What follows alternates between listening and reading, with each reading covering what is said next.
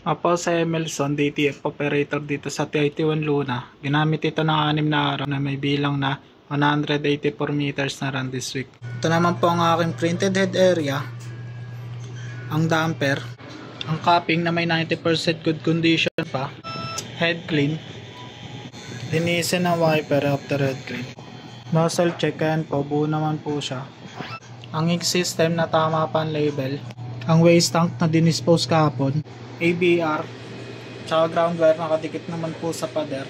Andito naman po stock namin ng unused ink, powder, DTF film. Ito naman po yung weekly physical inventory reports, consumables withdrawal, daily output records, smoke purifier. Diyan naman po sa tela na yan naiipon yung moisture nya. Yung proper use na ito, dapat yung hose naka-insert ng ayos dyan sa oven. Dito naman po on and off switch button nya. Dito naman po yung level ng higop nya. Level 2, okay na po yan. Ang filter neto ay good pa for 1 month. Weekly checklist at wala namang coming in order. Thank you po.